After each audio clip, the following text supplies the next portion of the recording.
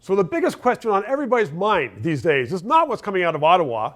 It is, for every family, what am I going to do with my children this fall? Are they going back to school? Who better to answer that than Stephen Lecce? He is the Minister of Education. He joins me now at Secret on top of the George Restaurant on Queen Street East in Toronto. Minister, I put the question to you. I'm a parent, a grandparent. Should the kids go back to school after Labor Day? The majority of parents are sending their children into school. It is a choice they will make, and we respect it. Ontario is uniquely... Why do you respect it? Because if you're not sending your child to school, there used to be a truant officer going out to get you. Well, why is there a right not to go? We're not doing that. No, there's a right to an education. And in Ontario, we've given parents the option of online, led by a teacher, live, synchronous, much better experience than the spring, or of course in class. And I believe that choice is foundational to letting parents make the best decision for their lives, because they may have... So they can't decide not to send their kid to school. They can decide not to have their kids physically in a school, but then they have to have online education. Yeah, and you have that option. They definitely do, and it's going to be at least 75% of it live, synchronous, Zoom-style learning, which is a dramatic improvement from the spring. And we really do believe, for those that may have aging parents living at homes, I mean, see, you never know what the circumstances. We have to respect them as public office holders.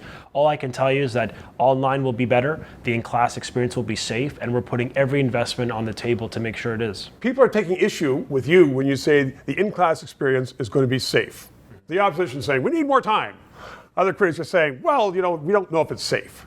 Are they just sort of naysayers? Well, I just think, at the end of the day, my decision in some respects and that of other politicians is somewhat immaterial when you have the most senior, foremost authority, medical authority in Ontario, the Chief Medical Officer of Health, Dr. David Williams, who has ably advised the cabinet from the beginning. And I think there's some causation between the actions of government, the incredible response of the people, and our ability to flatten the curve as a society. If he has given his full and unequivocal endorsement of this plan, knowing that we've imposed multitude of actions, layers of prevention, from masking to screening to testing to public health nurses to the hiring of 1,300 custodians. I mean, these are by any provincial standard leading the way. And I think, as the Premier said, it is a nation-leading plan. It's been informed by evidence, and we just simply want to work with everyone possible to implement it and operationalize and get these kids in class. Because I think, to your question, should they be in school? If there's one consensus in the medical community, it's that the kids need to go back to class. I mean, honestly, there's a developmental and a mental health element here that we really can't miss. So, given a week or two extra to boards just to be a bit flexible is fair game. But the kids should go back. They need to continue to learn. And I think we all would acknowledge the last year was a tough year for students in Ontario. So they really need that learning. Okay, Minister Lecce, thank you very much. Back to school after the 3 minutes. Thank you for watching. We are going to continue to broadcast from the Secret Bar here on top of the George Restaurant courtyards on Queen Street East in Toronto.